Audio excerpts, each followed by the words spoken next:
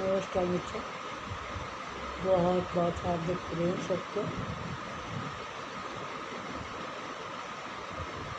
अंधेरे से उजाले की ओर आज फिर सत्संग शुरू हुआ है। कई दिन की बात है, कई दिन के बाद मैंने ये महसूस किया कि आज थोड़ा सा फिर अंदर से भाव उठ रहा था, कुछ बोल दूं।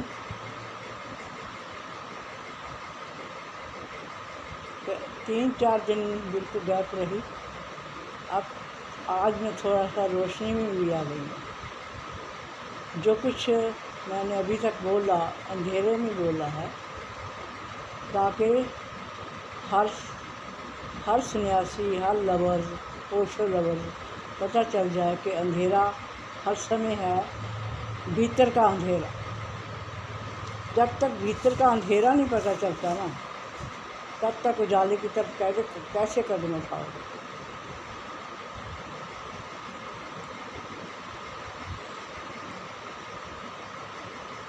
हमें अपना बोध नहीं है।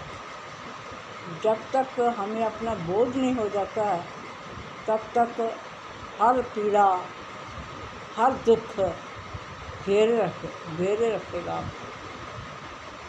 और वही 5 तत्व आपको घेरेंगे। घृणा भी रहेगी, द्वेष भी रहेगा, ईर्ष्या रहेगी, गुस्सा रहेगा, सब कुछ उसी तरह 5 तत्व आपको घेर रखेंगे। अपना बोध होते ही ये ऐसे भाग जाते हैं, हवा की तरह भाग जाते हैं, रहता ही नहीं आपके पास।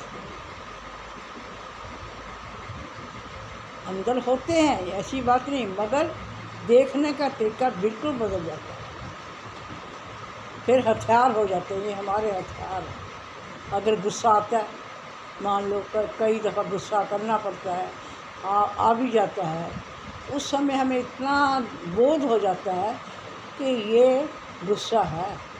हमें उससे मिलन हो जाता है, एकदम मिलन हो जाता है, हर तक से मिलन हो जाता है। अभी क्या, अभी हमें हर तक भीतर से घेरे रखा हो, तो हम वो हमें इतना घेर लेता है कि हम अपनी पहचान भूल जाते हैं। मेरा मतलब कहने का यही है कि हमें इन चीज़ों से थोड़ी देर के लिए, जब तक हम आपको एकांत नहीं घेर जाते, एकांत आपका अकेलापन नहीं आपको अच्छा लगता, अकेलापन जरूरी है। इसलिए मौन हो जाए, अपने पे काम करें, चिंतन मनन सारा दिन, जो दिन में घटा वो उसके ऊपर मनन।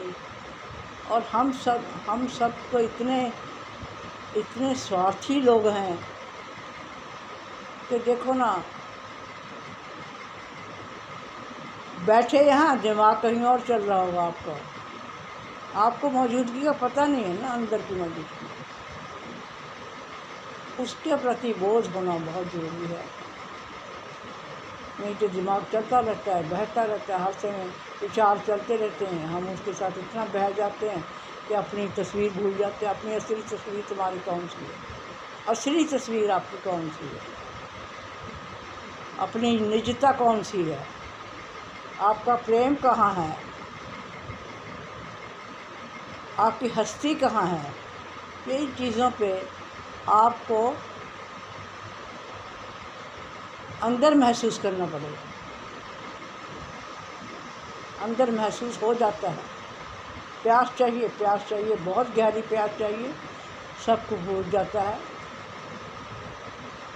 ध्यान की इतनी विधियाँ बताई हैं ओशो ने, एक से एक बढ़ के विधि है। उसके प्रति बोध और उसको करना पूरी निजता, पूरी 100 डिग्री पे करना, तो आपका परिवर्तन नेचुरली हो जाएगा। अभी तो लोग दिमाग भरा पड़े हैं। कई लोगों को कॉल आते हैं, मेरे पास बहुत कॉल आते हैं। पहले तो यही पूछते हैं कब संन्यास लिया, और कितने बहन भाई हो, कौन कौन घर में सन्यासी हैं, मैं उसको मिला, मैं चैतन्य कीर्ति को जानता हूँ, ज्योति माँ को, ऐसे कॉल करे। मैंने कहा क्या फ़ायदा इन बातों का, बातें रह जाती। लोग फिर भी इंक्वायरियाँ करते हैं। ध्यान की इंक्वायरी करते हैं, और तो ध्यान की भी कोई इंक्वायरी करनी पड़ती।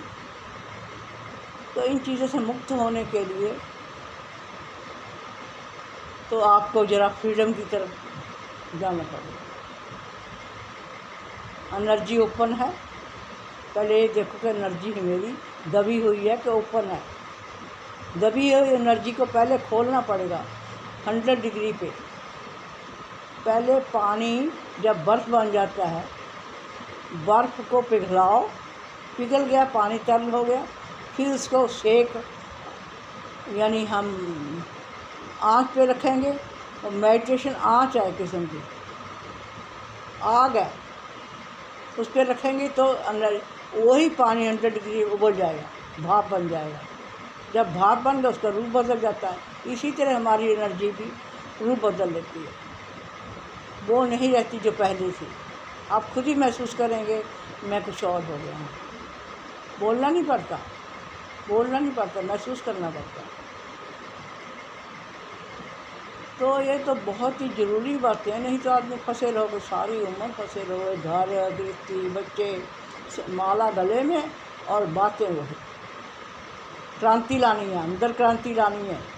ओशो के समय में क्या क्रांति थी उस समय, एक पूरे पूना में क्रांति फैली हुई थी। लाल लाल रंग के चोगे, पीले पीले चोगे ऐसे सड़कों पे पड़े रहते थे, जगह मिलती नहीं थी लोगों को, सोने के लिए जगह नहीं थी, कमरे नहीं थे।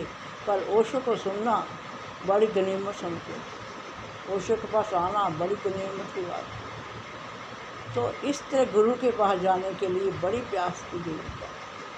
अपने आप को बदलने के लिए, ट्रांसफॉर्मेशन के लिए भी बहुत, अगर अंदर ट्रांसफॉर्मेशन का आपके अंदर चाव है तो ज़रूर होगा, अगर चाव ही नहीं है तो कुछ नहीं हो सकता।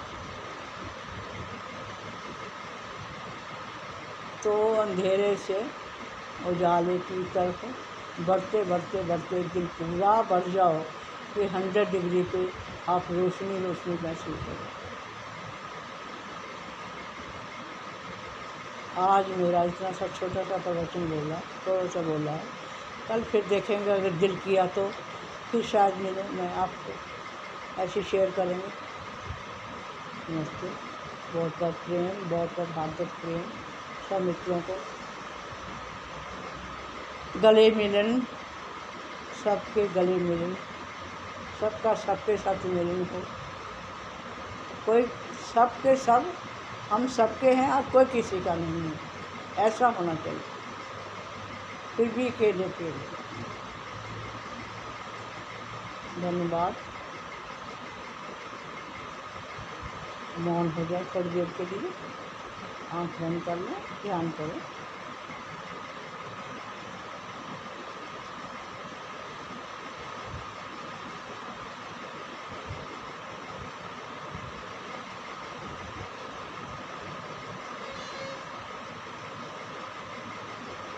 ओके।